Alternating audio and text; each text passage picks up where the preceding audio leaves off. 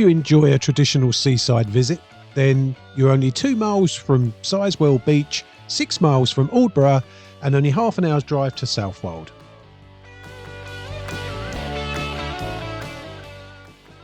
A very well laid out site with 55 touring pitches, which are full service, and they are located around a very modern shower and toilet block.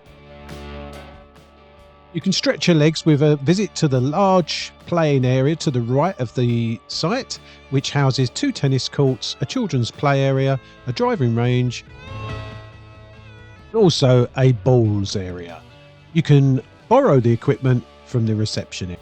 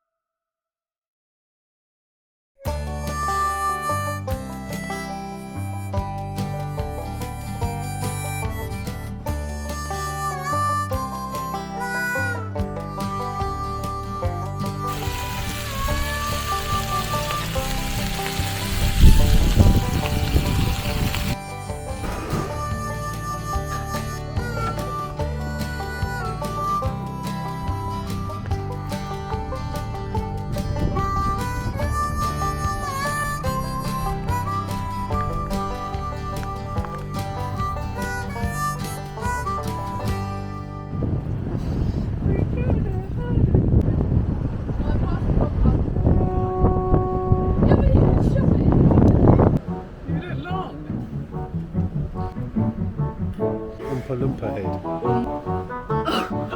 No, it's just gonna break.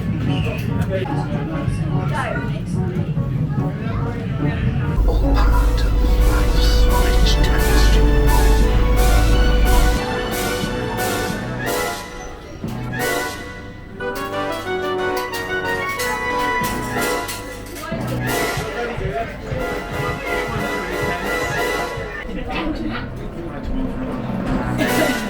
All taxpayers for so generously. So part 2 of our camper van away trip this summer was to a place in East Anglia again, this time in Suffolk, not Norfolk, and this was called Cakes and Ale. Such is the Shakespeare quote of all good things, cakes and ale. Sarah was expecting cakes and I was expecting ale. There is some there, but no cakes. I didn't notice any cakes, did you? No, I didn't. In actual fact, Wayne is right. It's depicted from the quote in Shakespeare around, and it symbolises the good life, doesn't it? It does. And it certainly was a great campsite. This campsite so followed on from Clipsby Hall. The site here in Suffolk was quieter. So definitely if you're looking for a more quieter campsite, then look at this one. But equally, it's still family friendly. They've got a lot to do for the kids, playground area. They've got also facilities there for kids and adults. They've got a driving range. They've got 2 tennis courts. They've got a massive big play area, well kept, really well groomed. So it was a really good site. I definitely recommend it for both adults and families. If you're looking for maybe a quieter site, then maybe opt for this one. But it's a great base to actually roam around and look at the Suffolk coastline and countryside, which is beautiful. So all in all, I definitely recommend it. The facilities were clean.